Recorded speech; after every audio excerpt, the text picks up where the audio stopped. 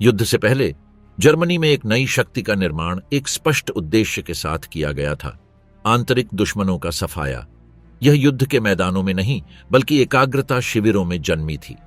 इसके सदस्य साधारण सैनिक नहीं थे, वे ऐसे रक्षक थे जिन्हें बिना सवाल किए आदेश मानने और बिना पछतावे के हत्या करने के लिए प्रशिक्षित किया गया था।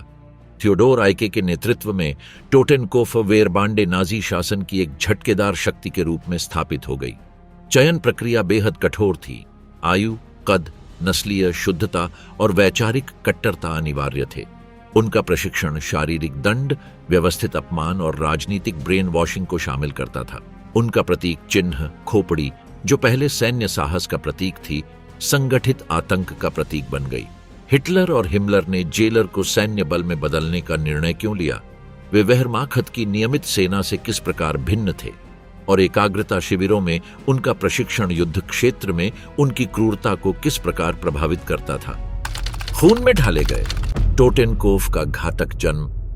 टोटेनकोफ डिवीजन की कहानी युद्ध के मैदानों में नहीं बल्कि तृतीय राइख के एकाग्रता शिविरों के अंधेरे गलियारों में शुरू होती है। खोपड़ी और पार की गई हड्डियों का प्रतीक नाजी नवाचार नहीं था, बल्कि इसका मूल 18वीं सदी की सैन्य परंपराओं में था। प्रुशियाई अभिजात रेजिमेंट्स, प्रथम विश्व युद्ध के दौरान रूसी सैनिकों और यहां तक कि कुछ पोलिश इकाइयों ने भी इस चिन्ह की विभिन्नताएं अपनाई थीं, ताकि साहस, बलिदान और मृत्यु के प्रति तिरस्कारपूर्ण परिचितता को दर्शाया जा सके। हालांकि नाजी शासन के तहत इसका अर्थ पूरी तरह बदल गया। थियोडोर आइके, प्रथम विश्व युद्ध के एक अनुभवी और नाजी पार्टी के प्रारंभिक सदस्य, को 1930 के दशक की शुरुआत में मानसिक अस्थिरता और आंतरिक विवादों के कारण बदनामी का सामना करना पड़ा था। उसकी पुनर्स्थापना तब हुई जब हेनरिक हिमलर, उस समय एसएस के उभरते हुए प्रमुख, ने उसे जर्मन एकाग्रता शिविर प्रणाली के पुनर्गठन के लिए उपयुक्त व्यक्ति के रूप में पहचाना। 1933 में राइक्सटाग में आग लगने के बाद, जब राजनीतिक दुश्मनों के लिए हिरासत केंद्र स्थापित किए जा रहे थे, आइके को डाखाउ शिविर की कमान दी गई, जिसे उसने पूरे सिस्टम के लिए मॉडल में बदल दिया। आइके की कार्यप्रणाली ने डाखाउ को एक निर्दयी सैन्य अनुशासन प्रणाली के माध्यम से बदल दिया। जो गार्ड पूर्ण आज्ञाकारिता नहीं दिखाते थे, उन्हें तुरंत निष्कासित कर दिया जाता था। उसके लिए उसके अधीनस्थ मात्र जेलर नहीं थे, बल्कि नई जर्मनी के राजनीतिक सैनिक थे। 1934 में अपनी सुधार योजनाओं के हिस्से के रूप में उसने टोटेनकोफ प्रतीक को अपनी विशेष शक्ति के प्रतीक के रूप में चुना। अपने मिशन की परिपूर्ण अभिव्यक्ति, आंतरिक शत्रु की मृत्यु का उपकरण बनना। इस नई इकाई को औपचारिक रूप से एसएस टोटेनकोफ वेरबांडे, एसएस की मृत्यु शीर्ष इकाइयां, नाम दिया गया। इसके अधीन एक प्रणाली स्थापित की गई जिसमें गार्डों को 6 बटालियनों में संगठित किया गया, जिनमें से प्रत्येक को एक संचालन शिविर सौंपा गया था, जिन्हें उनकी संबंधित क्षेत्रों के अनुसार नामित किया गया था। डाखाउ के लिए एसएस ओबरबेफेलशाबर, सैक्सेनहाउजन के लिए एसएस ब्रांडेनबुर्ग और विस्तृत बुचेनवाल्ड शिविर के लिए एसएस थ्यूरिंगेन। गार्डों के लिए चयन मानदंड अन्य एसएस इकाइयों के सख्त मानकों से भी आगे थे। 4 अक्टूबर 1932 को हिमलर ने एसएस में शामिल होने के लिए 2 बुनियादी शर्तें तय की थीं। ऐसे पुरुष जो लंबे हों, जिनमें उत्कृष्ट नस्लीय विशेषताएं हों और जो कुछ विशिष्ट शारीरिक मानदंडों को पूरा करें, जैसे न्यूनतम 1.70 मीटर की ऊंचाई और अधिकतम 30 वर्ष की आयु। जब 1933 में हिटलर सत्ता में आया तो भारी मात्रा में आवेदन आने पर हिमलर ने इन मानकों को और ऊंचा कर दिया। न्यूनतम ऊंचाई 1.74 मीटर, अधिकतम आयु घटाकर 23 वर्ष और अनिवार्य रूप से उत्तम दृष्टि। साथ ही एक अच्छे आचरण का पुलिस प्रमाण पत्र भी आवश्यक था। टोटेनकोफ वेरबांडे के लिए मांगें और भी कठोर थीं। 17 से 22 वर्ष की आयु, न्यूनतम ऊंचाई 1.78 मीटर, कठोर चिकित्सीय परीक्षण और कम से कम 1750 तक की नस्लीय शुद्धता का प्रमाण देने वाला वंशावली दस्तावेज। ये कठोर आवश्यकताएं, जैसा कि इतिहासकार चार्ल्स सिडनर ने उल्लेख किया, नाजी पदानुक्रम में एसएस को एक विशिष्ट आदेश के रूप में स्थापित करने की धारणा को सुदृढ़ करती थीं। सेप डाइट्रिच, लिबस्टेंडार्टे एडोल्फ हिटलर के कमांडर, ने यहां तक कहा कि उनके रंगरूटों के एक भी दांत में भराव नहीं होना चाहिए। वेहरमाख्ट से अलग, जहां तकनीकी दक्षता को महत्व दिया जाता था, टोटेनकोफ वेरबांडे में वैचारिक निष्ठा और नस्लीय कट्टरता को प्राथमिकता दी जाती थी। प्रशिक्षण में क्रूरता अंतर्निहित थी। थकावट देने वाले व्यायाम, अनुष्ठानिक अपमान, सामूहिक दंड और निरंतर राजनीतिक ब्रेन वॉशिंग। इस प्रक्रिया ने गार्डों को असंवेदनशील पुरुषों में बदल दिया, जो अपनी श्रेष्ठ मिशन में विश्वास करते थे और बिना प्रश्न किए आदेशों का पालन करते थे। 1936 में हिटलर ने आधिकारिक रूप से एसएस की सशस्त्र शक्तियों के विस्तार को मंजूरी दी। हिमलर ने इस अवसर का उपयोग करते हुए टोटेनकोफ-वेयरबांडे की शक्ति को 1800 से बढ़ाकर 3500 पुरुषों तक कर दिया। एक सावधानीपूर्वक लिखित आदेश में इन इकाइयों को स्थायी सशस्त्र बल के रूप में कार्य करने की अनुमति दी गई, जो आंतरिक पुलिस कर्तव्यों और राइक के दुश्मनों की निगरानी का कार्य करेंगी। हालांकि हिमलर और आइके ने इस प्राधिकरण को एक भविष्य की राजनीतिक सेना के बीज के रूप में देखा, जो शक्ति और प्रतिष्ठा में वेहरमाख्ट से प्रतिस्पर्धा कर सके। सैन्य उच्च कमान को उकसाने से बचने के लिए टोटेनकोफ आधिकारिक रूप से एसएस WVHA की प्रशासनिक निगरानी में रहे, जो उनके वास्तविक उद्देश्य को छुपाने की एक नौकरशाही चाल थी। इनकी फंडिंग आंतरिक मंत्रालय के माध्यम से की जाती थी, जिससे यह सुनिश्चित होता था कि ये नियमित सेना की प्रतिद्वंद्वी शक्ति के रूप में दिखाई न दें। 1938 में ऑस्ट्रिया के एंशलस संलग्नीकरण ने टोटेनकोफ-वेयरबांडे को शिविरों के बाहर कार्य करने का पहला अवसर दिया। बटालियन वियना और अन्य शहरों में मार्च करते हुए पहुंचे, सैन्य विजेता के रूप में नहीं बल्कि वैचारिक कब्जे की शक्तियों के रूप में। इस तैनाती ने उन्हें कठोर कट्टरपंथी के रूप में स्थापित किया। उसी वर्ष एक चौथी रेजिमेंट एसएस टोटेनकोफ स्टैंडार्टे ऑस्टमार्क का गठन किया गया, जिसे लिंज के पास नवस्थापित माउथहाउजन शिविर की निगरानी की जिम्मेदारी सौंपी गई।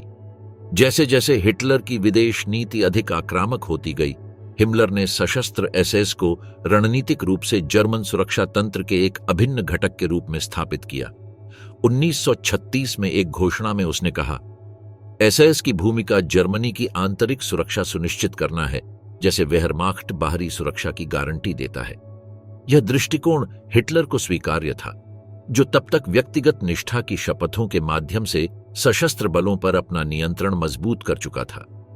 1938 के सूडेट संकट के दौरान हिमलर ने आधिकारिक प्रावधानों में एक कानूनी खाली जगह का लाभ उठाया। विनियमन के अनुसार लामबंदी की स्थिति में शिविरों की निगरानी पुराने ऑल्गेमाइन एसएस सदस्यों द्वारा की जानी थी, जिससे मोटराइज्ड टोटेनकोफ इकाइयों को हिमलर की प्रत्यक्ष कमान के तहत एक विशेष पुलिस बल के रूप में कार्य करने की छूट मिल गई। 15 अक्टूबर को उसने पुलिस सुदृढ़ीकरण के लिए आपातकालीन आदेश जारी किया, जिससे आरक्षित सैनिकों को शिविरों का नियंत्रण लेने के लिए सक्रिय किया गया। इस उपाय ने हिटलर द्वारा लगाए गए प्रतिबंधों से बचना संभव बनाया और टोटेनकोफ बल को काफी हद तक विस्तारित किया। 1939 के मध्य तक टोटेनकोफ-वेयरबांडे की संख्या लगभग 22,000 पुरुषों तक पहुंच गई थी, जिन्हें पिस्तौल से लेकर भारी मशीन गनों तक हजारों हथियारों से लैस किया गया था। एक वर्ष से भी कम समय में यह 3 गुना वृद्धि असाधारण उपलब्धि थी, लेकिन इसने आइके के संगठन पर भारी लॉजिस्टिक चुनौतियां भी थोपीं। सैन्य तैयारी, वैचारिक ब्रेन वॉशिंग और संचालनात्मक प्रभावशीलता के बीच संतुलन ने अभूतपूर्व संसाधनों की खपत की। मई 1939 में हिटलर ने टोटेनकोफ-वेयरबांडे की आधिकारिक संख्या 14,000 पुरुषों में निर्धारित की, जिसमें लामबंदी की स्थिति में इसे 25,000 तक बढ़ाने की अनुमति दी गई। युद्ध की तैयारी में एसएस के तेजी से विस्तार ने भर्ती के कठोर मानकों में संशोधन को मजबूर किया। दिसंबर 1938 में हिमलर ने स्वीकार किया कि विस्तार की मांगों के लिए समझौते आवश्यक हैं, और उसने ऐसे शारीरिक दोषों को स्वीकार करने की अनुमति दी जो नस्लीय या यूजेनेटिक प्रकृति के न हों। यह समायोजन एसएस की पहचान में बदलाव की शुरुआत थी, जो एक विशिष्ट शक्ति से एक अधिक व्यापक रूप से भर्ती की गई संस्था में परिवर्तित हो रही थी। अगस्त 1939 तक, जब युद्ध आसन्न था, हिमलर ने सभी आरक्षित इकाइयों को सक्रिय करने का आदेश दिया। डाखाउ, बुचेनवाल्ड, सैक्सेनहाउजेन और माउथहाउजेन के एकाग्रता शिविरों को लॉजिस्टिक केंद्रों में परिवर्तित कर दिया गया, जहां टोटेनकोफ इकाइयों को आसन्न तैनाती के लिए सुसज्जित किया गया। वर्षों की तैयारी के बाद एकाग्रता शिविरों की अंधेरी सीमाओं के भीतर आइके के पुरुष यूरोप के युद्ध क्षेत्रों में शिविरों से सीखा हुआ आतंक प्रसारित करने के लिए तैयार थे। रक्त में दीक्षा, पोलैंड और फ्रांस में मुक्त हुई टोटेनकोफ 1 सितंबर 1939 को जर्मन बख्तरबंद कॉलम पोलैंड की सीमा पार कर गए, उस युद्ध की शुरुआत करते हुए जो अगले 6 वर्षों तक यूरोप को निगल जाएगा। वेहरमाख्ट के साथ आगे बढ़ने वाले दलों में वॉफेन एसएस रेजिमेंट्स नाजी शासन की वैचारिक अग्रिम पंक्ति का प्रतिनिधित्व करते थे। लिबस्टैंडार्टे एडोल्फ हिटलर और एसएस वेरफ्यूगुंगस्ट्रुप डॉइचलैंड तुरंत अभियान में शामिल हो गए, जबकि जर्मानिया रेजिमेंट आरक्षित रही। टोटेनकोफ वेरबांडे के लिए यह आक्रमण उनके विकास में एक निर्णायक मोड़ था। मूल 3 टोटेनकोफ रेजिमेंट्स ओबरबायन, ब्रांडेनबर्ग और थ्यूरिंगेन को क्रमशः डाखाओ, सैक्सेनहाउजेन और बुचेनवाल्ड की अपनी बैरकों को छोड़ने का आदेश दिया गया। पोलैंड में एक विशेष मिशन के लिए हिटलर ने विशेष रूप से निर्देश दिया था कि ये इकाइयां मोर्चे की पंक्तियों के पीछे काम करें, आपूर्ति मार्गों की सुरक्षा करें, कब्जे वाले क्षेत्रों को शांत करें और किसी भी प्रतिरोध के स्रोत को समाप्त करें। जेलरों से जर्मन नस्लीय साम्राज्य के सैनिकों में परिवर्तन आईके की दृष्टि की पूर्ण अभिव्यक्ति थी। सामान्य सैनिकों के विपरीत टोटेनकोफ के पुरुष एक गहराई से विकृत नैतिक संहिता के अधीन थे, जिसे वर्षों की वैचारिक ब्रेन वॉशिंग ने आकार दिया था। वे स्वयं को केवल सैनिक नहीं मानते थे, बल्कि राजनीतिक सैनिक समझते थे, जिनका कार्य राइख के नस्लीय और राजनीतिक आदेश को थोपना था। पोलिश कस्बों में उनकी उपस्थिति सुनियोजित आतंक अभियानों की शुरुआत का संकेत थी। ऐतिहासिक अभिलेखों में योजनाबद्ध लूट, बड़े पैमाने पर निर्वासन और त्वरित फांसी दर्ज है। यह क्रूरता आकस्मिक नहीं, बल्कि उनके तरीकों का मूल तत्व थी, आतंक बोकर प्रभुत्व स्थापित करना। बीडगोश्ट क्षेत्र में ब्रांडेनबर्ग रेजिमेंट ने मात्र 2 दिनों में 800 संदिग्ध पोलों को मार डाला। यह बर्बर व्यवहार नियमित सेना से औपचारिक शिकायतों का कारण बना, जिन्हें नाजी नेतृत्व ने पूरी तरह से नजरअंदाज किया। एकाग्रता शिविरों में अपनाए गए तरीके सीधे युद्ध क्षेत्र में स्थानांतरित हुए। युद्ध सम्मेलनों की पूर्ण अवहेलना, दुश्मनों का व्यवस्थित अमानवीकरण और घातक बल का त्वरित प्रयोग। एसएस टोटेनकोफ वेयरबांडे ने पोलिश बुद्धिजीवी वर्ग के योजनाबद्ध विनाश में सक्रिय रूप से भाग लिया। एक्शन एबी विशेष शांति अभियान के तहत हजारों विश्वविद्यालय प्रोफेसरों, पादरियों, डॉक्टरों और सेवानिवृत्त अधिकारियों को गिरफ्तार कर फांसी दे दी गई, पोलिश राष्ट्र का सांस्कृतिक रूप से सिर काटने के उद्देश्य से। टोटेनकोफ इकाइयां आइंजाट्सग्रुपेन के साथ मिलकर यहूदियों के खिलाफ अभियानों में शामिल थीं, जिसमें पोग्रोम, सिनेगोगों में आगजनी और लक्षित हत्याएं शामिल थीं। इस रक्त रंजित दीक्षा के बाद नवंबर 1939 में हिटलर ने विभिन्न टोटेनकोफ रेजिमेंट्स को मिलाकर तीसरी एसएस डिवीजन बनाने की अनुमति दी। नई इकाई ने आईके की कठोर आज्ञाकारिता के बावजूद गंभीर अनुशासनात्मक समस्याओं का सामना किया। 1940 के पहले महीनों में इस इकाई को मोटर चालित डिवीजन में परिवर्तित करने के लिए गहन प्रशिक्षण से गुजारा गया। वाहनों और भारी उपकरणों की कमी के कारण आईके को विभिन्न स्रोतों से सामग्री एकत्र कर आधिकारिक टुकड़ियां पूरी करने के लिए नवाचार करना पड़ा। अक्टूबर 1939 में 3 पहली आधिकारिक एसएस डिवीजन वेरफ्यूगुंग, बाद में डास राइख, पोलिजाई और टोटेनकोफ का गठन हिमलर की सैन्य महत्वाकांक्षाओं में गुणात्मक छलांग का प्रतीक था। इन इकाइयों को मोटर चालित डिवीजन के रूप में नामित किया गया, सैद्धांतिक रूप से जर्मन सेना की सबसे उन्नत इकाइयों में से एक। वास्तव में मोटराइजेशन अधिक आकांक्षा थी, वास्तविकता नहीं। अधिकांश वेहरमाख्ट डिवीजन अभी भी पशु परिवहन और पैदल मार्च पर निर्भर थीं। टोटेनकोफ डिवीजन को संगठित करने के लिए आईके ने सेना की मानक संरचना से महत्वपूर्ण परिवर्तन किए। उसने डिवीजन को 3 मोटर चालित पैदल रेजिमेंट्स के चारों ओर संगठित किया, जबकि वेहरमाख्ट संरचनाओं में आमतौर पर 2 रेजिमेंट होती थीं। अतिरिक्त स्टाफ मौजूदा टोटेनकोफ वेयरबांडे रेजिमेंट से आया और तोपखाना रेजिमेंट को मुख्य रूप से एसएस हाइमवेयर डांजिग के पुरुषों से भरा गया, जो पोलैंड पर आक्रमण में भाग ले चुके थे। युद्ध में अनिवार्य हताहतों को ध्यान में रखते हुए हिमलर ने एकाग्रता शिविर नेटवर्क के भीतर प्रतिस्थापन बटालियनों की एक प्रणाली स्थापित की। प्रत्येक टोटेनकोफ रेजिमेंट को एक समर्पित बटालियन आवंटित की गई, जिसकी एक कंपनी प्रत्येक परिचालन बटालियन को सौंपी गई। यह प्रणाली वैचारिक रूप से संगत नए रंग रूटों की निरंतर आपूर्ति सुनिश्चित करती थी। डिवीजन को पश्चिमी आक्रमण के लिए प्रारंभ में दूसरे सेना के आरक्षित बल में रखा गया। अभियान शुरू होने के एक सप्ताह बाद इसे युद्ध आदेश मिला।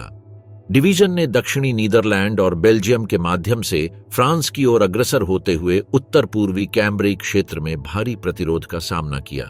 19 मई 1940 को आईके को उत्तर से संभावित शत्रु प्रतिक्रिया के लिए तैयार रहने और फिर पेंजर कोर 15 के अधीन कैम्ब्रिक क्षेत्र में भेजे जाने का आदेश मिला, जहां रोममेल का 7वां पेंजर डिवीजन भारी फ्रांसीसी दबाव झेल रहा था। आईके ने अपने पहले पैदल रेजिमेंट को स्टैंडार्टेनफ्यूरर मैक्स साइमन के नेतृत्व में तैनात किया, जिसे टैंक रोधी, इंजीनियर और तोपखाना कंपनियों से सशक्त किया गया। रेजिमेंट का स्कारपे नदी के पार कैम्ब्रेई और एरास की ओर अग्रसर होना विशेष रूप से फ्रांसीसी मोरक्कन सैनिकों के साथ हुए भयंकर संघर्षों से चिह्नित था। कई कस्बों में घर घर की लड़ाइयां अत्यंत क्रूर थीं, लेकिन टोटेनकोफ के लिए सफल रहीं, जिन्होंने रक्षकों को निकाल बाहर किया और बाद के टैंक हमलों को विफल किया। 20 मई तक उन्होंने कैम्ब्रेई के उत्तर और पूर्व के क्षेत्रों को सुरक्षित कर लिया था। 16,000 युद्ध बंदियों और भारी मात्रा में युद्ध सामग्री पर कब्जा कर लिया, जिससे पेंजर कोर 15 की अग्रिम कार्रवाई को जारी रखने की अनुमति मिली।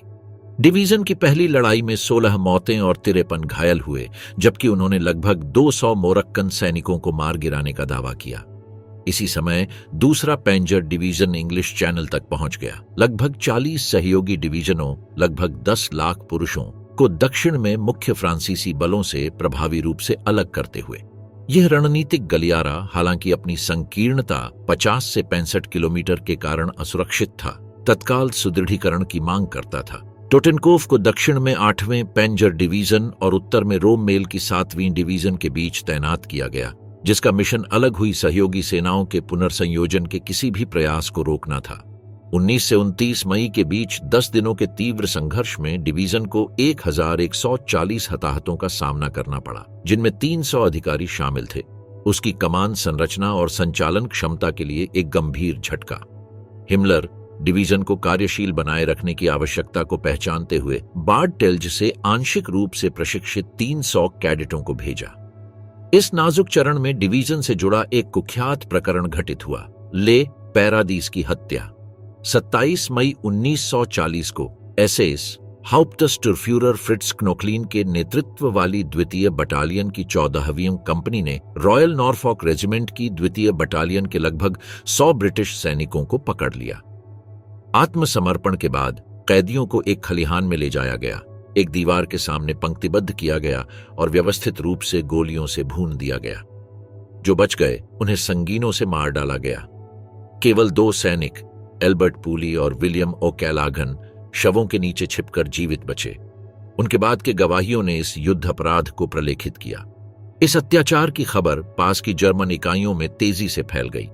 फ्रांस में जर्मन कमांडर जनरल एरिक होयपनर ने कहा कि यदि युद्ध बंदियों की हत्या की पुष्टि हुई तो वह क्नोक्लीन को पद से हटा देंगे।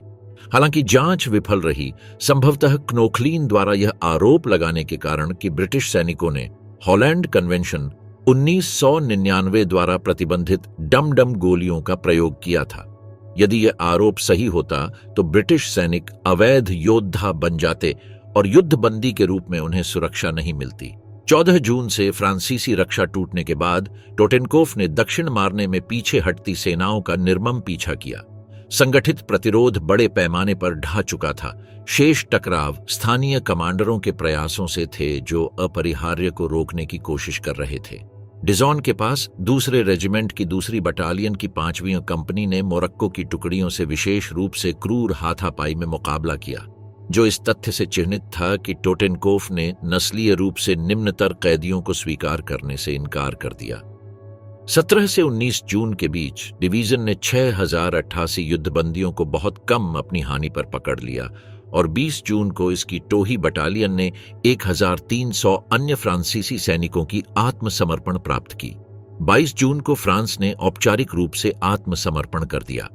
डिवीजन लगभग 1 वर्ष तक स्पेनिश सीमा के पास कब्जे की ड्यूटी में फ्रांस में तैनात रहा।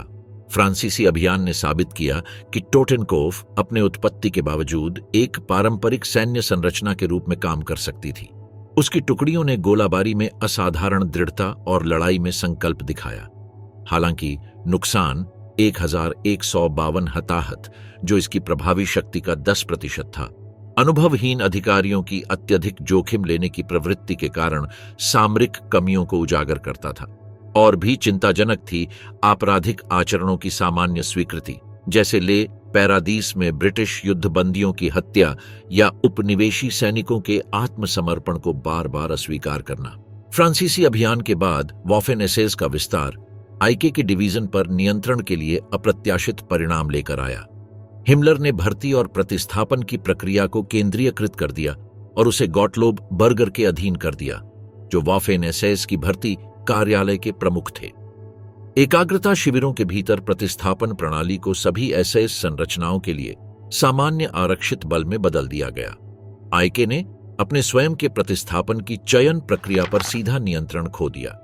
इस स्वायत्तता की हानि ने तत्काल संघर्ष को जन्म दिया। 1940 की गर्मियों के दौरान आईके ने खुलेआम बर्गर के कार्यालय के साथ मिले प्रतिस्थापन सैनिकों की गुणवत्ता पर विवाद किया, यह शिकायत करते हुए कि उनमें आपराधिक प्रवृत्ति वाले और नस्लीय रूप से निम्नतर लोग शामिल हैं, जो टोटेनकोव की विशिष्टता को नुकसान पहुंचाएंगे। उसने अपनी डिवीजन के डॉक्टर और नस्लीय विशेषज्ञ विल्हेम वेंडर को सभी रंगरूटों की विस्तृत जांच का आदेश दिया और कमांडरों को उनके आपराधिक पृष्ठभूमि की जांच करने को कहा। इस जांच प्रक्रिया के चलते आईके ने 700 में से 500 प्रतिस्थापन सैनिकों को अस्वीकार कर दिया।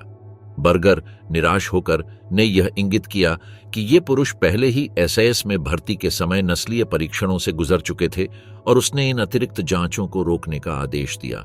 आईके ने पुराने गार्ड के सदस्य के रूप में अपनी स्थिति का लाभ उठाते हुए इन निर्देशों का खुला उल्लंघन किया, उनके अस्तित्व को झूठा नकारते हुए विभिन्न बहानों के तहत रंगरूटों को अस्वीकार करना जारी रखा। हालांकि अस्थायी रूप से वह सफल रहा, इस अनुशासनहीनता के गंभीर परिणाम हुए।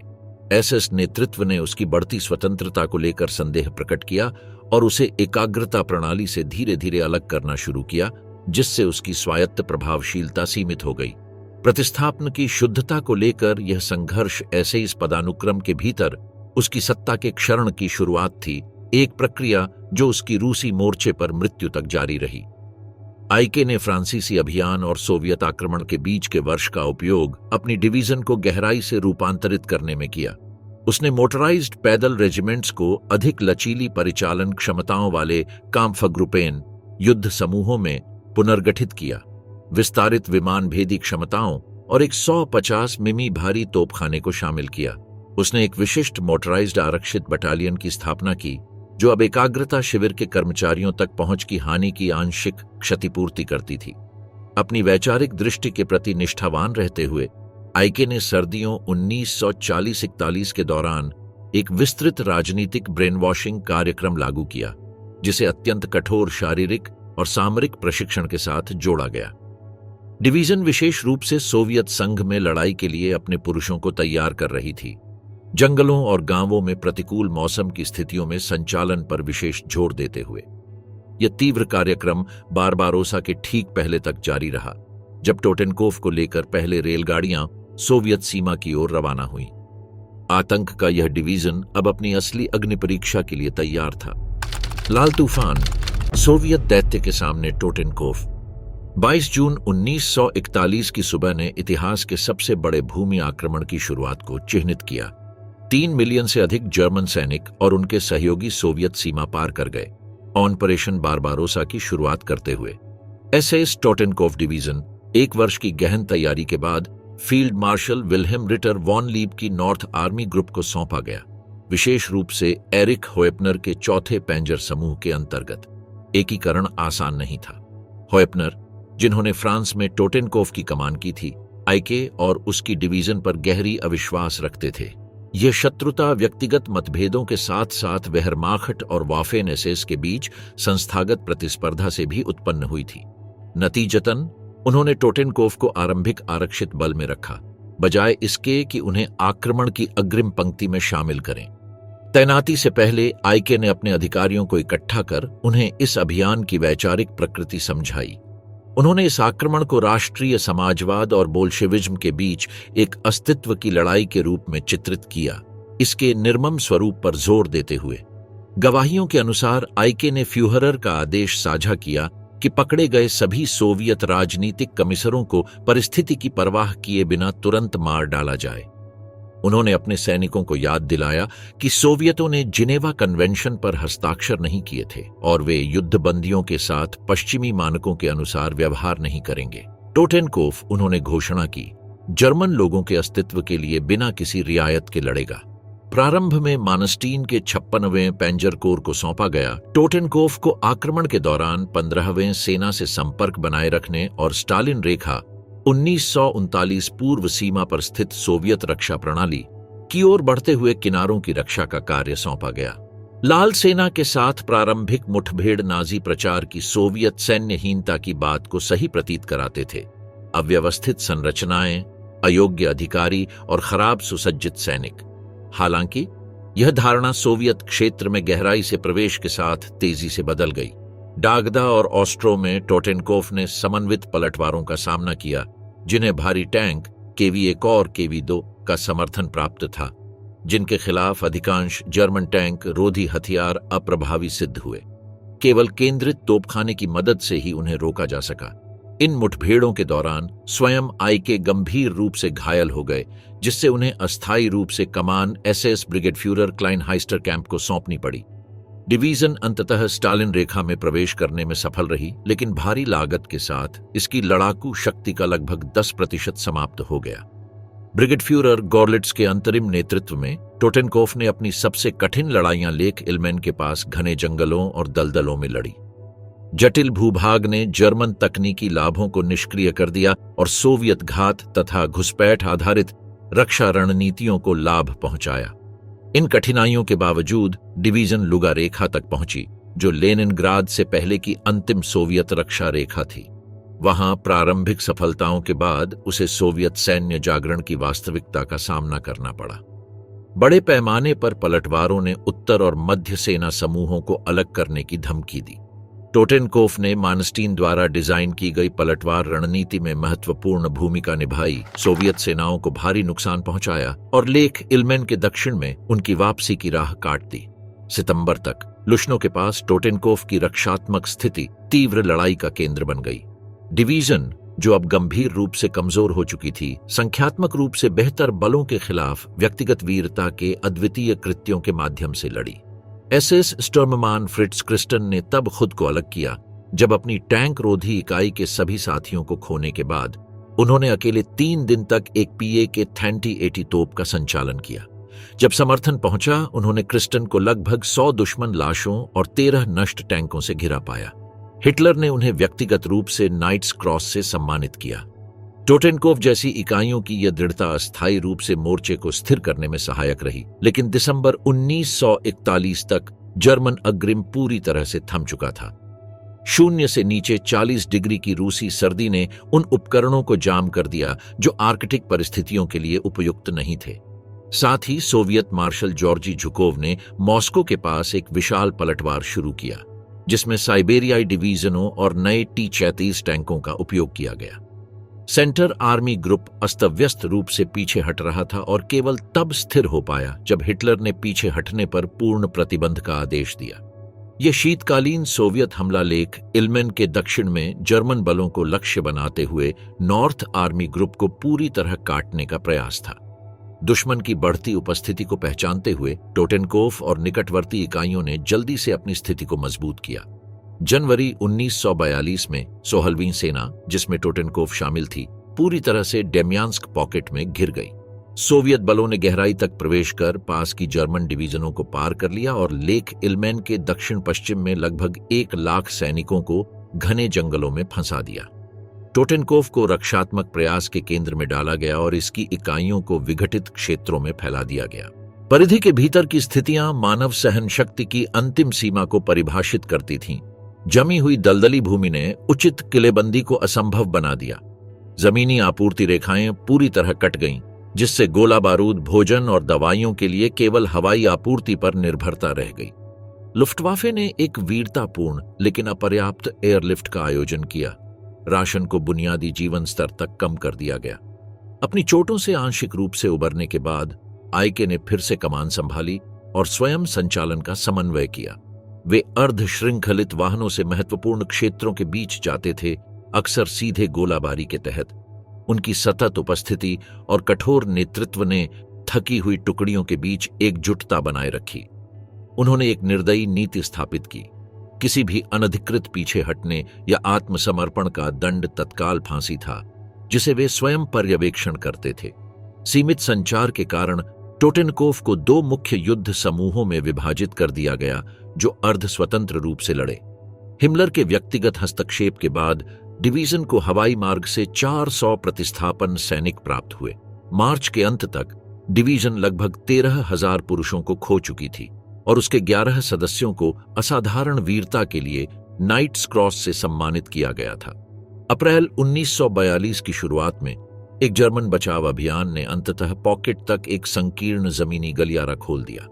टोटेनकोफ बलों ने हफ्तों तक इस अस्थिर संपर्क को बनाए रखने में महत्वपूर्ण भूमिका निभाई, जिससे घायलों की क्रमिक निकासी और आपूर्ति की आमद संभव हो सकी। लड़ाई बेरोक टोक जारी रही और अगस्त तक डिवीजन की शक्ति घटकर केवल 2,700 सैनिक रह गई थी। नवंबर 1942 में लगभग 1 वर्ष की निरंतर लड़ाई के बाद डिवीजन के अवशेषों को मोर्चे से हटाकर पुनर्गठन और विश्राम के लिए फ्रांस भेज दिया गया। इस अवधि के दौरान टोटेनकोफ को पेंजर ग्रेनेडियर डिवीजन का दर्जा दिया गया और उसे अतिरिक्त बख्तरबंद उपकरण प्राप्त हुए। जीवित बचे हुए अनुभवी दिग्गजों ने पुनर्निर्माण का मूल आधार बनाया, जिन्हें कम अनुभवी लेकिन नए रंग रूटों से पूरित किया गया। हिमलर ने इस प्रतिष्ठित इकाई की संचालनात्मक क्षमता को बहाल करने के लिए प्राथमिक संसाधन समर्पित किए। टाइगर टैंकों और अन्य उन्नत हथियारों को शामिल किया गया। हालांकि प्रशिक्षण और इकाई समन्वय में महत्वपूर्ण कमियां बनी रहीं। 1943 की शुरुआत में डिवीजन पूर्वी मोर्चे पर लौट आई और नवगठित प्रथम एसएस पेंजर कोर से जुड़ गई। आईके ने कमियों को पहचानते हुए तैयारी को मजबूत करने के लिए संक्षिप्त विलंब प्राप्त किया। जब वह अंततः मोर्चे पर पहुंची तो उसने स्टालिनग्राद आपदा के बाद सोवियत शीतकालीन आक्रमण में खोए गए रणनीतिक शहर खार्कोव को पुनः प्राप्त करने के लिए मानस्टीन द्वारा निर्देशित पलटवार में भाग लिया। 26 फरवरी 1943 को जब आईके एक फिसेलर स्टोर्च विमान में एक खोई हुई पेंजर रेजिमेंट की तलाश के लिए हवाई टोही कर रहे थे, तब वह सोवियत जमीनी गोलाबारी में मिकुलिनो गांव के पास मारे गए। वह और पायलट दोनों तुरंत मारे गए। यह समाचार डिवीजन के लिए गहरा झटका था। सैनिकों ने दुश्मन की पंक्तियों को पार कर उसके शव को वापस लाया। यह दर्शाता है कि वह अपने अधीनस्थों पर व्यक्तिगत प्रभाव रखते थे। यह मृत्यु टोटेनकोफ के लिए एक युग के अंत का संकेत थी। आईके केवल एक सैन्य कमांडर नहीं थे, वह इस इकाई की आत्मा का प्रतिनिधित्व करते थे। वैचारिक कट्टरता, कठोर अनुशासन और राष्ट्रीय समाजवाद के प्रति पूर्ण निष्ठा। हिटलर ने मरणोपरांत आईके को सम्मानित करते हुए पेंजर ग्रेनेडियर रेजिमेंट 6 का नाम थियोडोर आईके रखा और एक स्मरणीय बाजूबंद की अनुमति दी। आईके की मृत्यु के बाद कमान डिवीजन के पूर्व तोपखाना कमांडर हेरमन प्रीस को सौंपी गई। उनके नेतृत्व में टोटेनकोफ धीरे धीरे एक अधिक पारंपरिक सैन्य संरचना में परिवर्तित होने लगी। हालांकि उसने अपनी मूल वैचारिक छाप पूरी तरह नहीं खोई। यह परिवर्तन दर्शन से अधिक व्यावहारिक आवश्यकता का परिणाम था।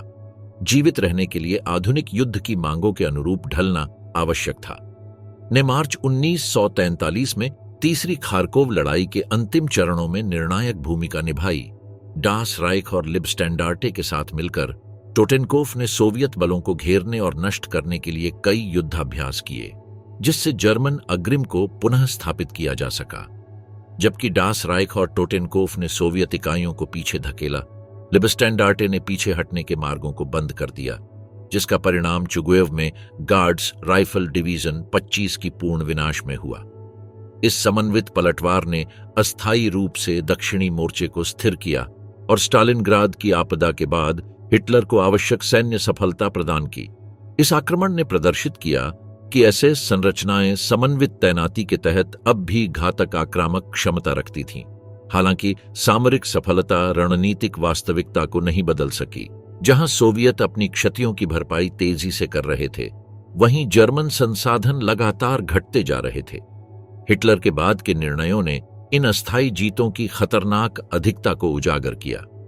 स्थायी रक्षात्मक स्थितियों को मजबूत करने के बजाय उसने पूर्वी मोर्चे पर युद्ध की दिशा पलटने की संभावना के रूप में कुर्स्क प्रक्षेप सैलियंट की ओर ध्यान केंद्रित किया, एक ऐसा मोर्चा जो जर्मन पंक्तियों की ओर उभरा हुआ था और उसे निर्णायक आघात के अवसर के रूप में देखा गया। कुर्स्क, टोटेनकोफ का अंतिम आक्रमण। 1943 की वसंत ऋतु में पूर्वी मोर्चे पर सबसे रक्तरंजित सर्दी के बाद जर्मन उच्च कमान एक महत्वपूर्ण रणनीतिक द्विधा के सामने खड़ा था।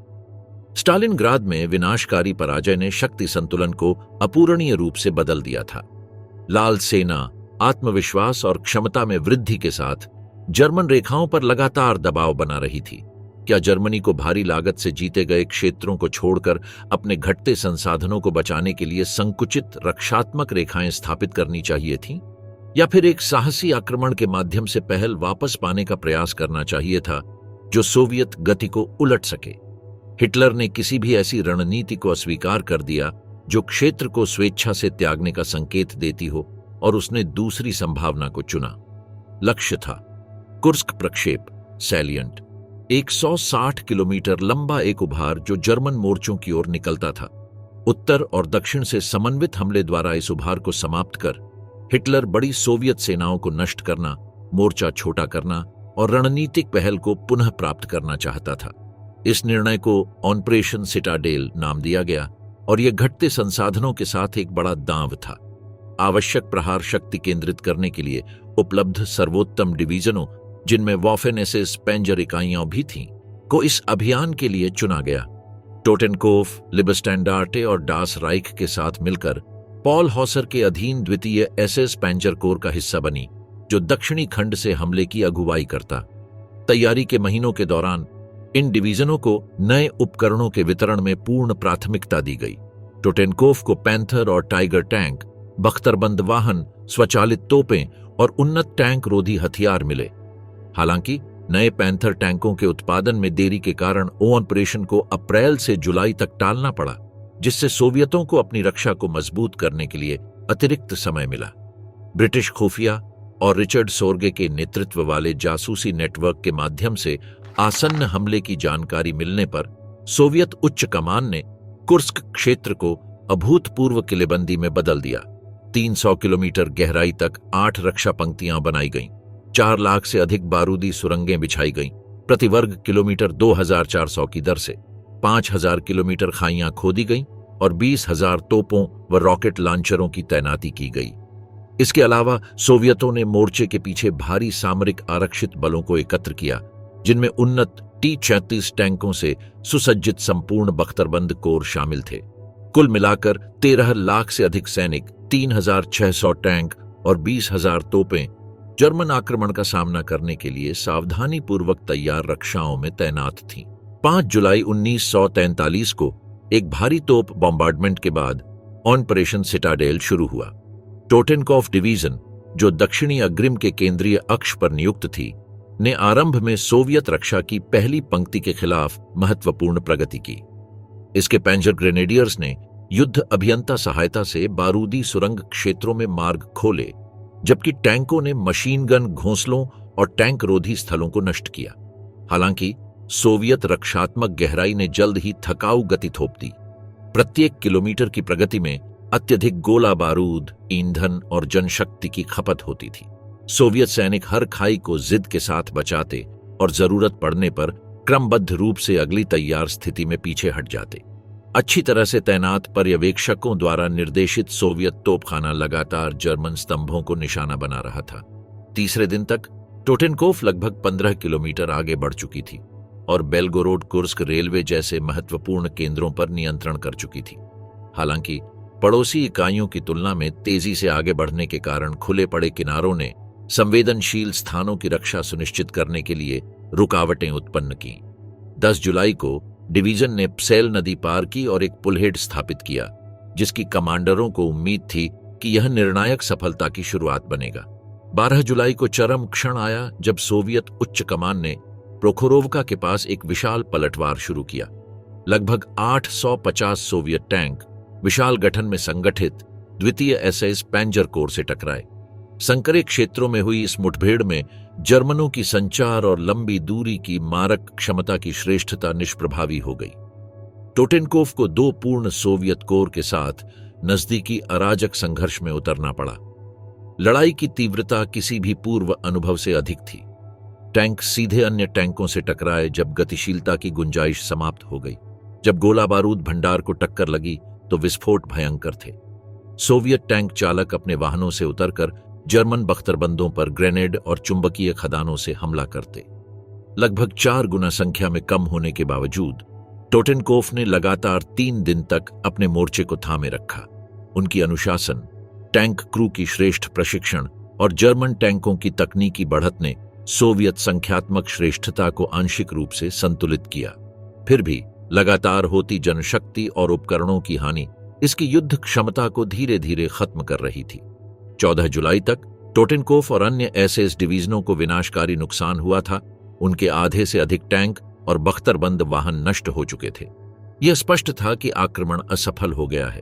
17 जुलाई को हिटलर ने ऑपरेशन सिटाडेल को रद्द करने का आदेश दिया और एसएस डिवीजनों को इटली मोर्चे की ओर मोड़ दिया ताकि सिसिली में मित्र देशों के उतरने का मुकाबला किया जा सके। सांख्यिकीय दृष्टि से टोटेनकोव डिवीजन ने लगभग 20,000 सैनिकों के साथ शुरुआत की थी। कुर्स्क के बाद केवल 10,000 लड़ाकू सैनिक सेवा में बचे थे। यद्यपि तकनीकी रूप से सामरिक पराजय नहीं मानी गई, लेकिन रणनीतिक वास्तविकता स्पष्ट थी। जर्मनी ने पूर्वी मोर्चे पर पहल पुनः प्राप्त करने का अंतिम अवसर खो दिया था। इतिहास में दर्ज सबसे बड़े टैंक युद्ध कुर्स्क की लड़ाई ने निर्णायक मोड़ को चिह्नित किया। प्रारंभिक जर्मन सफलताओं की नींव रही गतिशील आक्रामक युद्ध नीति अब स्थायी रक्षा और सोवियत दबाव के सामने सामरिक पीछे हटने में बदल गई थी। टोटेनकोव के लिए कुर्स्क इसके आधुनिक युद्ध संरचना के चरमोत्कर्ष का प्रतीक था, जिसने जटिल अभियानों को अंजाम देने और अत्यधिक दबाव में भी एकता बनाए रखने की इसकी क्षमता को प्रदर्शित किया। हालांकि ये सैन्य विशेषताएं संघर्ष की अनिवार्य दिशा को नहीं बदल सकीं। जहां जर्मनी खोए हुए उपकरणों और जनशक्ति की भरपाई नहीं कर पा रहा था, वहीं सोवियत संघ निरंतर उत्पादन और आरक्षित बलों की लामबंदी बढ़ा रहा था। यह जर्मन सामरिक सफलताओं का अंतिम वर्ष था। कुर्स्क के तुरंत बाद बिना किसी पुनर्प्राप्ति अवधि के टोटेनकोव को फिर से एक रक्षात्मक संघर्ष में झोंक दिया गया। डास राइक के साथ उसने खार्कोव की ओर बढ़ती सोवियत आक्रामकता को रोकने के लिए कई हताश प्रयासों में भाग लिया। इन दोनों एसएस डिवीजनों ने रणनीतिक अग्निशमन इकाइयों के रूप में महत्वपूर्ण भूमिका निभाई, जिन्हें संकटग्रस्त क्षेत्रों में तेजी से तैनात कर ढहती रेखाओं को स्थिर किया गया। अगस्त और सितंबर 1943 के दौरान इन्हें वेहरमाख्ट की कुलीन डिवीजन ग्रॉसडॉइचलैंड के साथ त्वरित हस्तक्षेप इकाइयों के रूप में प्रयोग किया गया, जो लगातार संकट बिंदुओं के बीच स्थानांतरित होती रहीं। यह उपयोग उनकी श्रेष्ठ सामरिक क्षमता के साथ साथ जर्मन सेना में प्रभावी इकाइयों की घटती संख्या को दर्शाता था। अक्टूबर में उन्होंने क्रिवोई रोग की सफल रक्षा में भाग लिया, एक ऐसा केंद्र जो संचार, परिवहन और वेहरमाख्ट की आपूर्ति के लिए अत्यंत महत्वपूर्ण था। नवंबर में इस संरचना को आधिकारिक रूप से तीसरी पैंजर एसएस डिवीजन टोटेनकोव के रूप में पुनः नामित किया गया, जो इसके बख्तरबंद घटक में वृद्धि को दर्शाता था। हालांकि यह अभी भी अनुमोदित शक्ति से काफी नीचे थी। रक्षात्मक युद्ध शीतकालीन 1943-44 में बिना रुके जारी रहा, जिसमें लगातार सोवियत दबाव के तहत पीछे हटना शामिल था। मार्च 1944 में टोटेनकोव ने दक्षिणी सेना समूह की रोमानिया की ओर वापसी के लिए निर्णायक कवर प्रदान किया। एक बख्तरबंद रियर गार्ड बल के रूप में उसने मुख्य बिंदुओं पर कब्जा बनाए रखा, जिससे धीमी गति वाली इकाइयों को बग नदी और बाद में कार्पेथियन क्षेत्र तक पहुंचने का अवसर मिला। हालांकि ये रक्षात्मक कार्रवाइयां आधिकारिक रिपोर्टों में शायद ही कभी दर्ज हुईं, फिर भी संभवतः इन्होंने यूक्रेन में वेहरमाख्ट को पूर्ण विनाश से बचा लिया। अत्यंत निराशाजनक परिस्थितियों में टोटेनकोव की अंतिम प्रतिरोध शक्ति ने इसे जर्मन उच्च कमान की सबसे भरोसेमंद इकाइयों में से एक के रूप में स्थापित किया। फिर भी हर सफल वापसी का अर्थ था वह भूमि छोड़ना जिसे 2 साल पहले खून बहाकर जीता गया था। पूर्वी मोर्चे पर जर्मन स्थिति के अपरिहार्य पतन का मूर्त प्रतीक। कट्टरपंथियों का पतन, टोटेनकोव की अंतिम हार। 1944 की गर्मियों ने पूर्वी यूरोप में जर्मन महत्वाकांक्षाओं के अंतिम चरण की शुरुआत को चिह्नित किया। युद्ध की लहर, जिसे अब तक कुशल रक्षाओं और स्थानीय पलटवारों से रोका गया था, अब एक अनियंत्रित बाढ़ में बदल गई थी। निर्णायक क्षण आया 22 जून को, ठीक 3 साल बाद जब ऑपरेशन बारबरोसा शुरू हुआ था, जब सोवियत संघ ने ऑपरेशन बागराशन का शुभारंभ किया। इस विशाल आक्रमण में 24 लाख से अधिक सैनिक और 5,200 टैंक शामिल थे और इसने बेलारूस में जर्मन सेना समूह केंद्र को पूरी तरह नष्ट कर दिया। कुछ ही हफ्तों में 28 जर्मन डिवीजनों का सफाया हो गया। सोवियत आगे बढ़ते हुए 300 किलोमीटर की गहराई और 500 किलोमीटर की चौड़ाई तक प्रवेश कर गए, जिससे ऐसी दरारें बन गईं जिन्हें भरने के लिए जर्मनों के पास कोई आरक्षित बल नहीं था। यह तबाही स्टालिनग्राद से भी बड़ी थी, हालांकि बाद की ऐतिहासिक चर्चाओं में कम ध्यान मिला। वेहरमाख्ट के लिए यह अपूरणीय दिग्गजों और महत्वपूर्ण उपकरणों की हानि थी। टोटेनकोफ, अब चौथे पेंजर आर्मी का हिस्सा, इस सोवियत सैलाब का सामना उत्तराखंड में कर रही थी। ग्रोडनो क्षेत्र की रक्षा करते हुए उसने दूसरे सोवियत टैंक आर्मी के विरुद्ध लगभग 10 गुना संख्या में कम होकर लड़ाई लड़ी। दृढ़ प्रतिरोध के बावजूद निरंतर सोवियत दबाव ने डिवीजन को पश्चिम की ओर क्रमिक रूप से पीछे हटने पर मजबूर कर दिया। 18 जुलाई को पूरी तरह पराजित होकर टोटेनकोफ वार्सो की ओर पीछे हट गई, जहां वह एसएस डिवीजन वाइकिंग से जुड़ गई ताकि पोलिश राजधानी की पूर्वी सीमाओं की रक्षा की जा सके। इस अवधि के दौरान वार्सो जर्मन कब्जाधारियों के विरुद्ध विद्रोह के लिए तैयारी कर रहा था। 1 अगस्त को जब लाल सेना विस्तुला नदी के पूर्वी किनारे पर पहुंच रही थी, पोलिश प्रतिरोध बलों ने वार्सो विद्रोह शुरू किया, यह आशा करते हुए कि सोवियत आक्रमण के साथ समन्वय किया जा सकेगा। हालांकि स्टालिन ने राजनीतिक गणना के तहत जानबूझकर आक्रमण को रोक दिया, जिससे जर्मनों को बिना हस्तक्षेप के विद्रोह को कुचलने की अनुमति मिली।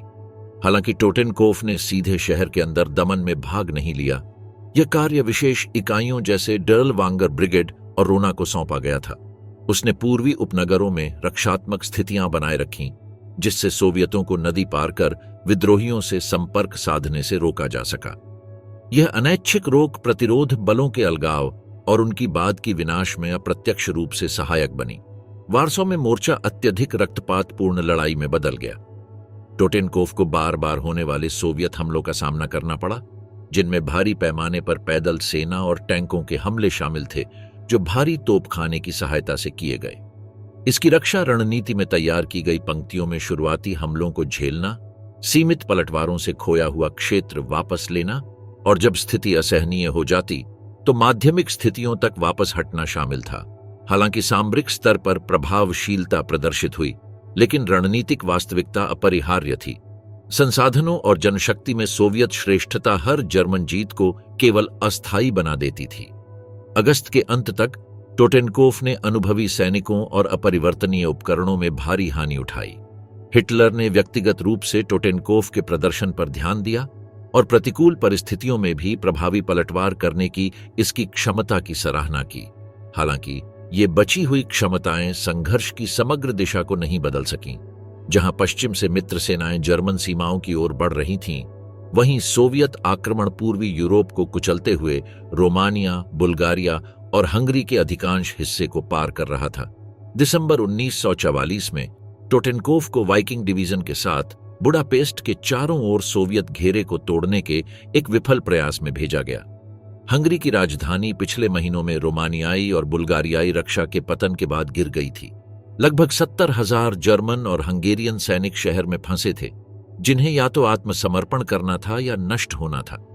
राहत के कई प्रयास, जिनमें टोटेनकोफ की भागीदारी भी शामिल थी, दक्षिणी मोर्चे पर उपलब्ध अंतिम बख्तरबंद भंडार को समाप्त करते हुए भी लक्ष्य में विफल रहे। अंततः बड़े पैमाने पर सोवियत हमलों ने एसएस बलों को बालाटन झील के पास बाकोनी जंगल की ओर पीछे धकेल दिया, जहां उन्होंने रक्षात्मक स्थिति स्थापित की। मार्च 1945 तक हिटलर ने एक अंतिम हताश आक्रमण की योजना बनाई, ऑपरेशन फ्रोलिंगसेरवाखन, वसंत का जागरण। इसका उद्देश्य हंगरी के तेल क्षेत्रों को पुनः प्राप्त करना और वियना की रक्षा करने वाली एक टिकाऊ रक्षात्मक स्थिति स्थापित करना था। टोटेनकोफ, लिबस्टैंडार्टे, डास राइक और होहेनस्टाउफेन जैसी अन्य कुलीन एसएस डिवीजनों के साथ इस हमले की बख्तरबंद रीढ़ बनी।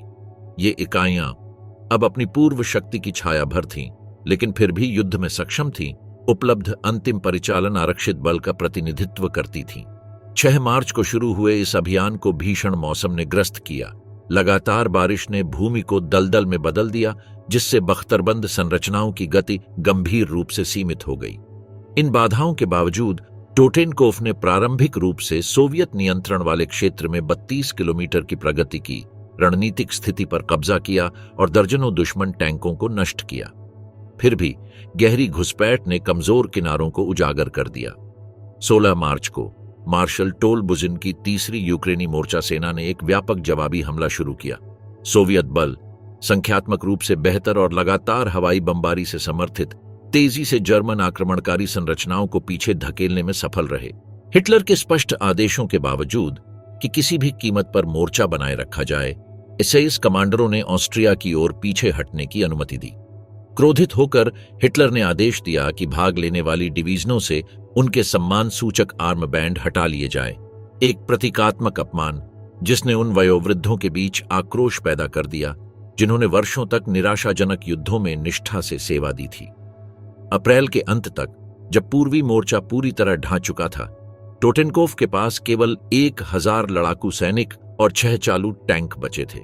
अपने अंतिम कमांडर हेलमुथ बेकर के नेतृत्व में डिवीजन लिंज ऑस्ट्रिया की ओर पीछे हट गई। गोला बारूद और आपूर्ति लगभग समाप्त हो चुकी थी, जिससे दीर्घकालिक प्रतिरोध भौतिक रूप से असंभव हो गया। हिटलर की 30 अप्रैल को आत्महत्या ने आत्मसमर्पण के मार्ग में अंतिम मानसिक बाधा को हटा दिया। 8 मई 1945 को जर्मनी ने बिना शर्त आत्मसमर्पण कर दिया। बेकर ने टोटेनकोफ के बचे हुए अंश को तीसरी अमेरिकी सेना के हवाले कर दिया, इस शर्त पर कि पास के मॉथहाउजेन एकाग्रता शिविर के रक्षकों को निःशस्त्र किया जाएगा। हालांकि इस समझौते की अवहेलना हुई और बंदियों को सोवियत हिरासत में सौंप दिया गया, जिनके लिए टोटेनकोफ का प्रतीक अधिकतम अपराध का प्रतिनिधित्व करता था। कई को तत्काल फांसी दी गई। शेष को साइबेरिया के सोवियत श्रम शिविरों में भेजा गया, जहां अधिकांश अगले वर्षों में मारे गए। जो कुछ बचे, उनके लिए टोटेनकोफ जैसे युद्ध अपराधों से जुड़े गठन में सेवा करने का कलंक दशकों की कानूनी कार्रवाई, सामाजिक बहिष्कार और एक न मिटने वाला मानसिक बोझ लेकर आया। आतंक के उत्तराधिकारी टोटेनकोफ की घातक विरासत। एसएस टोटेनकोफ डिवीजन की विरासत आधुनिक सैन्य इतिहास लेखन में अत्यधिक जटिलता का प्रतिनिधित्व करती है। एक ओर इसने चरम परिस्थितियों में असाधारण सामरिक क्षमताएं और अद्वितीय सहनशीलता प्रदर्शित की। कुल 46 सैनिकों को लड़ाई में असाधारण वीरता के लिए नाइट्स क्रॉस से सम्मानित किया गया। हालांकि ये सैन्य उपलब्धियां मानवता के विरुद्ध व्यवस्थित अपराधों में इसकी संलिप्तता से अविभाज्य रूप से जुड़ी हुई हैं। टोटेनकोफ और नाजी एकाग्रता शिविर प्रणाली के बीच संबंध आकस्मिक नहीं बल्कि बुनियादी थे। इसकी स्थापना से लेकर अंतिम विघटन तक इस डिवीजन ने एक ऐसा परिचालन दर्शन बनाए रखा जो शिविर प्रशासन में विकसित हुआ था। वैचारिक शत्रुओं के प्रति पूर्ण घृणा, नियंत्रण के लिए योजनाबद्ध क्रूरता और विरोधियों को बुनियादी मानवता से वंचित करने वाला नस्लीय दृष्टिकोण, सैन्य दक्षता और वैचारिक बर्बरता का यह सम्मिलन आधुनिक विश्लेषकों के लिए विशेष रूप से असहजकारी है। वॉफेन एसएस विशेषज्ञ इतिहासकार चार्ल्स सिडनोर लिखते हैं, टोटेनकोफ हमें उस विरोधाभास से रूबरू कराता है जिसमें तकनीकी रूप से प्रभावी सैनिक जो असाधारण साहसिक कृत्य करने में सक्षम थे, साथ ही उन व्यवहारों में भाग लेते थे जो पश्चिमी सैन्य परंपराओं के पूर्णतः विरुद्ध थे। पोलैंड में आरंभिक कार्रवाइयों से लेकर ऑस्ट्रिया में अंतिम वापसी तक टोटेनकोफ इकाइयों ने युद्ध कानूनों का बार बार उल्लंघन किया। ऑपरेशन बारबरोसा के दौरान विशेष रूप से राजनीतिक कमिश्नरों को कोमिसार आदेश, कोमिसार बेफेल के तहत व्यवस्थित रूप से मौत के घाट उतारा गया। पोलिश अभियान के दौरान बाइटगोश क्षेत्र में ब्रांडेनबर्ग के तत्वों ने 2 दिनों में लगभग 800 नागरिकों को मार डाला। फ्रांस में ले पारादीस हत्याकांड के अतिरिक्त डिवीजन ने नस्लीय मानदंडों के आधार पर युद्धबंदियों के साथ एक समान व्यवहार नहीं किया, जहां श्वेत फ्रांसीसी सैनिकों की आत्मसमर्पण को स्वीकार किया गया। वहीं मोरक्को और सेनेगल जैसे उपनिवेशों की नस्लीय रूप से निम्न मानी जाने वाली टुकड़ियों को व्यवस्थित रूप से मार डाला गया। बाद की जांचों में यह भी पाया गया कि सोवियत अधिकृत क्षेत्रों में स्थानीय आबादी के खिलाफ कठोर प्रतिशोधी कार्रवाई में टोटेनकोफ की भागीदारी थी। बेलारूस और यूक्रेन की कई बस्तियां सोवियत आक्रमण के दौरान जली धरती नीति के तहत पूरी तरह नष्ट कर दी गईं। न्यूरेमबर्ग में हुए पश्चातवर्ती मुकदमों, विशेष रूप से रूशा प्रक्रिया रशे ट्रायल में टोटेनकोफ के चिकित्सकीय कर्मियों की अवैध नस्लीय सफाई कार्यक्रमों में भूमिका जैसे जबरन नसबंदी और नस्लीय चयन के सबूत प्रस्तुत किए गए। प्रारंभिक बारबरोसा चरण में इस डिवीजन की आइनसात्सग्रपन हत्या दस्ते से परिचालनात्मक कड़ियां भी प्रमाणित हुईं। ले पारादीस नरसंहार के लिए उत्तरदायी अधिकारी फ्रिट्स नोएशलाइन को अंततः पकड़कर ब्रिटिश सैन्य अदालत में पेश किया गया और जनवरी 1949 में फांसी दी गई। उन्होंने अपने बचाव में तर्क दिया कि ब्रिटिश सैनिकों ने निषिद्ध डम गोलियां चलाई थीं, किंतु यह दावा प्रमाणों के अभाव में खारिज कर दिया गया। उस हत्याकांड की क्रूरता ने समकालीन वेहरमाख्ट अधिकारियों के भीतर भी आक्रोश पैदा किया। हालांकि टोटेनकोफ के अधिकांश सदस्य अपने युद्धकालीन कृत्यों के लिए व्यक्तिगत रूप से न्यायिक उत्तरदायित्व से बच निकले। कई कारकों ने इस दंड मुक्ति में योगदान दिया। जर्मनी के पतन की विशालता, युद्ध के अंतिम चरण में दस्तावेजों का व्यवस्थित विनाश और जीवित गवाहों की अनुपलब्धता जो विशिष्ट गवाही दे सकते। कुल मिलाकर वाफेन एसएस को न्यूरेमबर्ग मुकदमों में एक आपराधिक संगठन घोषित किया गया, जिससे टोटेनकोफ के सभी सदस्यों पर यह लेबल स्वतः लागू हो गया। जीवित बचे दिग्गजों को इसके गंभीर परिणाम भुगतने पड़े। स्थायी रूप से सैन्य पेंशन से बहिष्करण, सार्वजनिक संगठनों से प्रतिबंध, संबंधित प्रतीकों के प्रदर्शन पर कानूनी रोक और युद्धोत्तर जर्मनी में नौकरी पाने में गंभीर कठिनाइयां। आधुनिक इतिहासकार टोटेनकोफ को वैचारिक प्रभाव के तहत पारंपरिक सैन्य इकाई के एक चरम उदाहरण के रूप में देखते हैं। जहां वाफेन एसएस की अन्य डिवीजनों ने कालांतर में अधिक व्यावहारिक संरचनाओं की ओर रुख किया, वहीं टोटेनकोफ ने अपने सैद्धांतिक मूल को अंत तक बनाए रखा। 1944 में भी राजनीतिक शिक्षा इसके प्रशिक्षण का औपचारिक हिस्सा बनी रही, जबकि अन्य इकाइयों ने सामरिक जरूरतों के चलते ऐसी प्रथाओं को त्याग दिया था। आधुनिक सैन्य विश्लेषक टोटेनकोफ की 3 प्रमुख विशेषताओं को रेखांकित करते हैं। एक, लोहे जैसी अनुशासन व्यवस्था। यहां तक कि डेमियान्स्क जैसे विनाशकारी हालात में भी इस डिवीजन ने असाधारण एकता और युद्ध क्षमता दिखाई। वैचारिक कट्टरता, नैतिक सामग्री की परवाह किए बिना आदेशों का पूर्ण पालन, नागरिकों और युद्ध बंदियों के खिलाफ व्यवस्थित अत्याचारों को संभव बनाता था। सामरिक अनुकूलता, विशुद्ध सैन्य दृष्टिकोण से 1943 के बाद इसकी प्रदर्शन क्षमता जटिल रक्षात्मक अभियानों और स्थानीय पलटवारों में वेहरमाख्ट के औसत मानकों से बेहतर रही। सैन्य इतिहासकार मार्टिन क्यूपर्स लिखते हैं, ठीक वही तत्व जो टोटेनकोफ को एक प्रभावी युद्ध इकाई बनाते थे, हम बनाम वे की मानसिकता, अत्यधिक बलिदान की तत्परता और उद्देश्य की वैधता में पूर्ण विश्वास, वही उन्हें बड़े पैमाने पर अपराधों में भागीदारी की दिशा में प्रेरित करते थे। ये अलग अलग पहलू नहीं थे, बल्कि एक ही मौलिक सोच की विभिन्न अभिव्यक्तियां थीं। आगामी दशकों में टोटेनकोफ के कुछ पूर्व सैनिकों ने यह प्रयास किया कि कथित सम्माननीय सैन्य पहलुओं को अलग थलग पड़ने वाली ज्यादतियों से अलग कर पुनर्निर्माण किया जाए। उन्होंने मुलाकातें आयोजित की, संस्मरण प्रकाशित किए और अपने सेवाकाल का बचाव इस रूप में किया कि वे एक कर्तव्यनिष्ठ देशभक्ति के तहत कार्यरत पारंपरिक सैनिक थे। एक पूर्व सैनिक ने एक बाद के वृत्तचित्र में कहा, हमें शर्मिंदा होने की कोई बात नहीं है और हमने अपने दुश्मनों से सम्मानपूर्वक लड़ाई की, सम्मान, साहस और विश्वास के साथ। हालांकि व्यवस्थित अकादमिक अनुसंधानों, जो कि पुनः प्राप्त अभिलेखों, समकालीन गवाहियों और संचालन से संबंधित दस्तावेजों पर आधारित हैं, ने यह निर्णायक रूप से स्थापित कर दिया है कि यह क्रूरता न तो आकस्मिक थी और न ही अलग थलग पड़ी हुई घटनाएं थीं, बल्कि यह डिवीजन की परिचालन पहचान का एक केंद्रीय घटक थी। प्राप्त शिक्षण ने सीधे तौर पर उन अपराधी व्यवहारों को प्रोत्साहित किया जो राइख के दुश्मनों के रूप में वर्गीकृत लोगों के विरुद्ध अपनाए गए, और यह डिवीजन निरंतर ऐसे सिद्धांतों के आधार पर संचालित होता रहा जो स्थापित अंतर्राष्ट्रीय नियमों की पूरी तरह उपेक्षा करते थे। टोटेनकोफ की कार्रवाइयों से प्रभावित पीड़ितों के लिए, चाहे वे सैनिक हों या नागरिक, उसकी विरासत आज भी स्पष्ट रूप से पीड़ादायक है। ले पैरादीस के ब्रिटिश बचे हुए सैनिकों की गवाही में बताया गया कि कैसे आत्मसमर्पण के बाद उन्हें निर्ममता से मार दिया गया। वारसॉ विद्रोह के बचे हुए पोलिश नागरिकों ने याद किया कि कैसे एसएस की मौजूदगी, जिसमें टोटेनकोफ के तत्व भी शामिल थे, बाहरी घेराबंदी में योगदान करती रही, जिसने शहर को विनाश की ओर धकेल दिया। सोवियत संघ की वे समुदाय जहां यह डिवीजन सक्रिय थी, पीढ़ियों तक इस बात को याद करती रहीं, क्रूरतम बदले, त्वरित फांसी और पूरे गांवों का विनाश। इन पीड़ितों और उनके वंशजों के लिए सैन्य दक्षता पर होने वाली बहस उस वास्तविकता के सामने गौण हो जाती है जो उन्हें झेलनी पड़ी।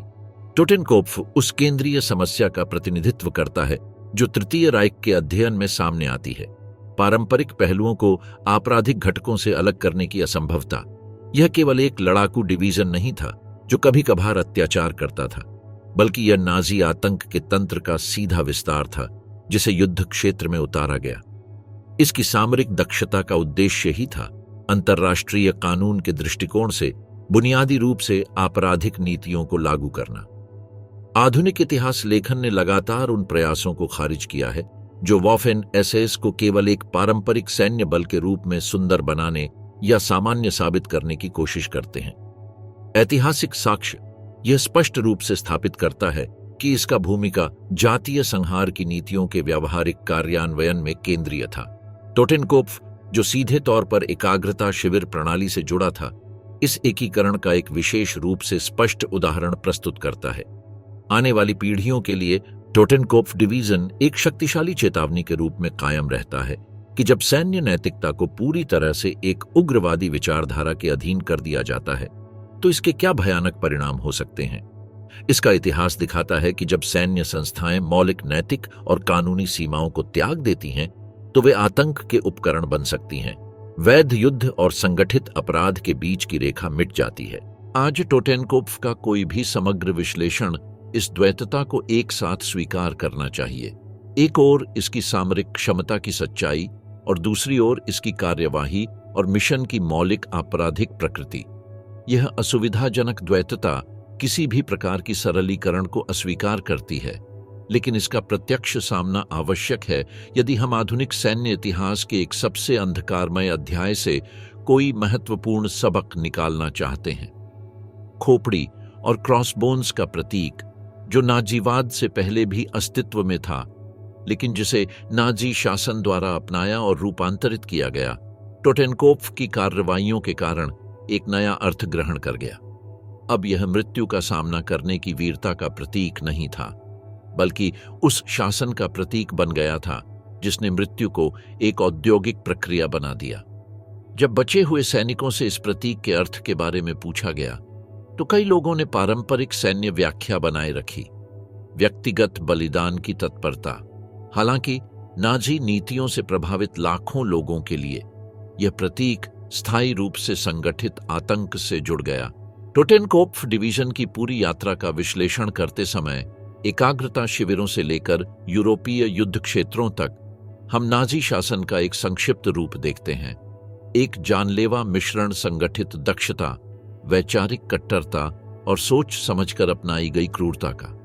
इसकी सामरिक सफलताएं और रणनीतिक असफलताएं जर्मन युद्ध के व्यापक पैटर्न को दर्शाती हैं। इसका आपराधिक आचरण यह दर्शाता है कि जब कोई सैन्य संस्था मौलिक नैतिक सीमाओं को त्याग देती है तो परिणाम क्या होते हैं। टोटेनकोफ का इतिहास आज भी आधुनिक सैन्य इतिहासकारों के बीच तीव्र बहस उत्पन्न करता है। जहां कुछ तकनीकी विश्लेषक इसकी सामरिक नवाचारों और चरम परिस्थितियों में प्रभावी संचालन की क्षमता का अध्ययन करते हैं, वहीं सामाजिक इतिहासकार और होलोकॉस्ट अध्ययन विशेषज्ञ एकाग्रता शिविरों में अपनाई गई कार्यप्रणाली और युद्ध क्षेत्र में इसके आचरण के बीच की निरंतरता को रेखांकित करते हैं। आधुनिक समाज के लिए केंद्रीय सबक स्पष्ट बना हुआ है। तकनीकी उत्कृष्टता और संगठनात्मक दक्षता यदि नैतिक आधार से रहित हो जाएं, तो वे अनिवार्य रूप से बर्बरता की ओर ले जाती हैं, चाहे उनके समर्थन में कितनी भी रचनात्मक भाषणबाजी क्यों न की जाए।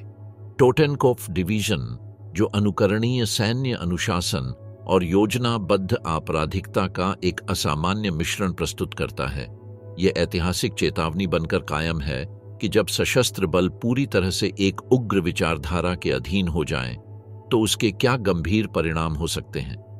टोटेनकोफ में सेवा देने वाले अधिकांश पुरुष युद्ध में जीवित नहीं बचे। जो बचे, उनके लिए यह विरासत अटल बनी रही। कुछ ने युद्धोत्तर जर्मनी में गुमनाम जीवन फिर से बनाने का प्रयास किया, इस कलंकित इकाई से अपने संबंध को छिपाते हुए।